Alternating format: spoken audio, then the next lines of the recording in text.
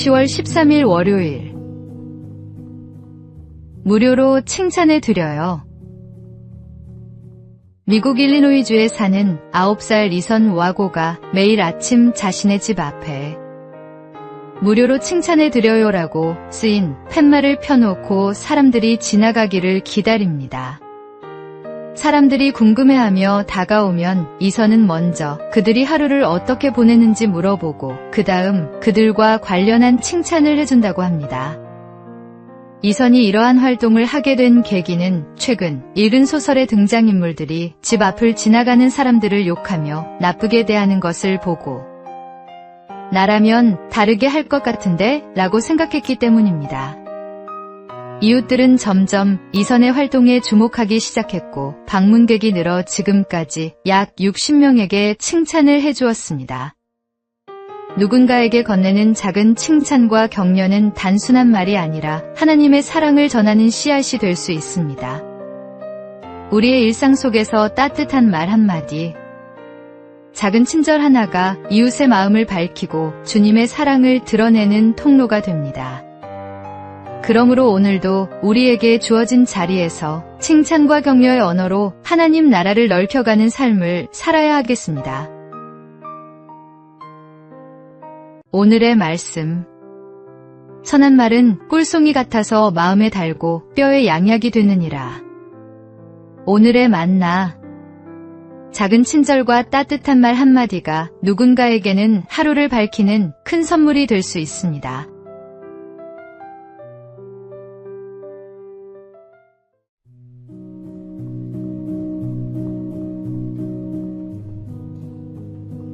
(10월 14일) 화요일. 생각하는 시간. 어느 연구소 소장이 늦은 밤 실험실을 둘러보고 있었습니다. 그런데 한 학생이 여전히 실험에 몰두해 있었습니다. 그는 이마에 주름을 잔뜩 잡고 누군가 옆에 서 있는 것도 모른 채 시험관과 기계만 바라보고 있었습니다. 소장이 일부러 하고 헛기침을 하자 그제야 학생은 고개를 들었습니다. 자네, 오전에는 무엇을 했나? 실험했습니다. 그럼 오후에는? 역시 실험했습니다. 저녁은? 마찬가지로 실험했습니다. 소장은 잠시 그를 바라보다가 목소리를 조금 높여 말했습니다. 좋네. 하지만 그렇다면 자네는 언제 생각을 하나? 행동만 있고 생각이 없는 삶은 결국 많은 후회를 남깁니다. 그러나 깊이 생각한 뒤 이루어지는 행동은 균형과 지혜가 있습니다. 신앙의 길도 마찬가지입니다. 우리의 말과 행동은 반드시 하나님의 말씀에 비추어 생각한 후에 이루어져야 합니다. 성경 속에서 방향을 점검하지 않은 채 움직이면 열심히 있어도 헛돌 수 있습니다. 오늘의 말씀. 이 모든 일에 전심전력하여 너의 성숙함을 모든 사람에게 나타나게 하라. 오늘의 만나. 바쁜 일상 속에서도 잠시 멈추어 말씀 안에서 생각을 정리하는 지혜로운 삶을 살아가십시오.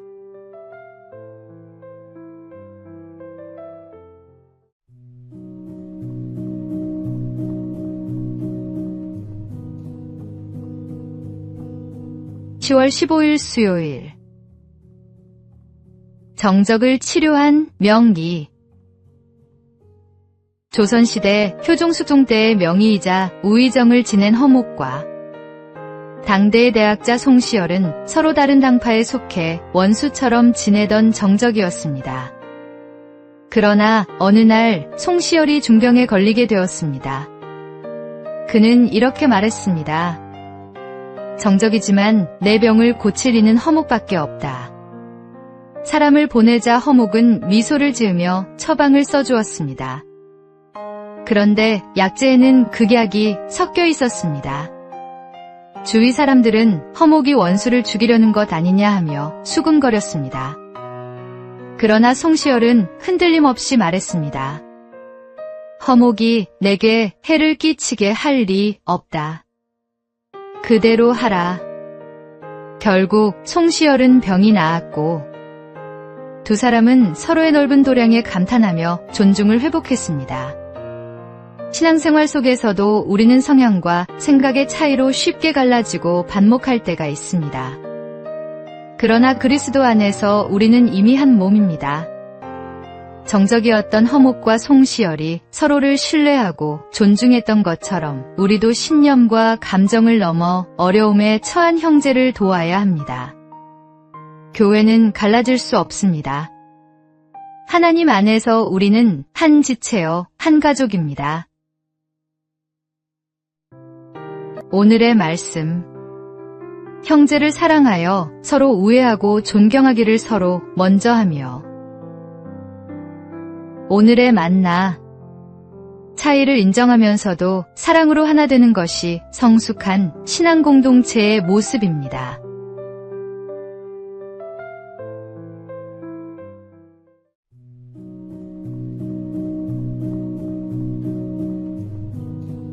(10월 16일) 목요일. 아이의 눈에 비친 결혼. 어느 결혼식이 있었습니다. 추가객들 앞에서 서 있는 신랑과 신부는 더없이 행복해 보였습니다. 예식이 끝나고 신혼여행을 떠나는 두 사람을 향해 하객들도 환하게 웃으며 축복을 보냈습니다. 그때 사람들 사이에 있던 한 꼬마 아이가 엄마에게 속삭였습니다. 엄마, 결혼이 뭐예요? 엄마는 웃으며 대답했습니다. 결혼은 남자와 여자가 서로 사랑해서 함께 살기로 약속하는 거란다. 결혼하면 싸우지 않고 서로 이해하고 잘못을 감싸주고 힘든 일도 나누며 도와주는 거야. 그러자 아이가 진지하게 말했습니다. 그러면 엄마 아빠는 아직 결혼 안 했나 봐요. 거짓을 모르는 아이의 눈은 있는 그대로를 비춥니다. 아이의 눈에 비친 부모의 모습이 바로 진짜 결혼 생활의 증거입니다.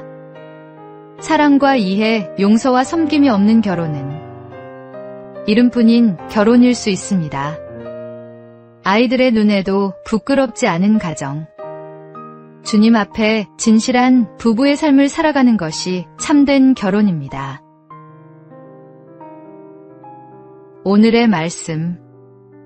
너희도 각각 자기의 아내 사랑하기를 자신같이 하고 아내도 자기 남편을 존경하라.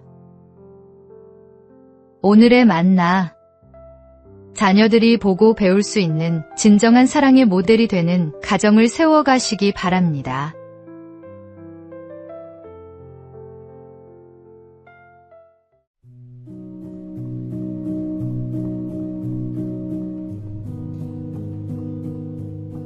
(10월 17일) 금요일.